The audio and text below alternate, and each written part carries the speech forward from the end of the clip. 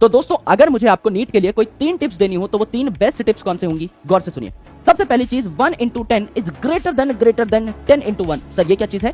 अगर आप एक किताब को 10 बार रिवाइज करते हैं तो आप उस किताब में वर्टिकली घुसते चले जा रहे हैं और आप उस किताब की जो इन्फॉर्मेशन उसकी तह तक पहुंच रहे हैं। आप उस किताब को बहुत गहराई से जान चुके हैं। लेकिन अगर आप 10 किताबों को एक एक बार ही पढ़ते हैं तो भी आप सुपरफिशियल लेवल पे ही खड़े हैं, आपको किसी भी चीज की डीप अंडरस्टैंडिंग नहीं हुई है। इसलिए एक किताब को 10 बार पढ़िए, मल्टीपल रिवीजन करिए, ना कि 10 किताबों को एक एक बार पढ़िए।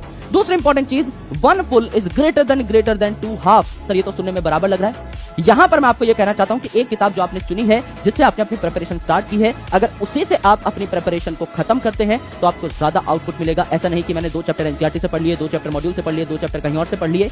आप पहले एक रिसोर्स को कंप्लीट करिए जिससे कि आपकी वो रिसोर्स आपको कंप्लीट अंडरस्टैंडिंग प्रोवाइड कर सके, उसके बाद आप दूसरे रिसोर्स पर जाइए। एंड तीसरी इंपॉर्टेंट चीज मेरे भाई इन 2 टिप्स के बाद ये है कि एनसीईआरटी या एनसीईआरटी बेस्ड किताबें जो है नीट के लिए, ये सबसे बेस्ट मानी जाती हैं रेदर देन अदर बुक्स जिनकी लैंग्वेज डिफरेंट है। क्योंकि नीट में जो सवाल बनते हैं डायरेक्टली स्टेटमेंट बेस्ड सवाल और असर्शन रीजन वाले सवाल सीधे एनसीईआरटी की लैंग्वेज से आते हैं। If you are not aware of the language of NCERT then you will not be able to mark them, you will not be able to solve those questions. इसीलिए सबसे जरूरी है कि हम एनसीईआरटी से बहुत ज्यादा अवेयर रहें।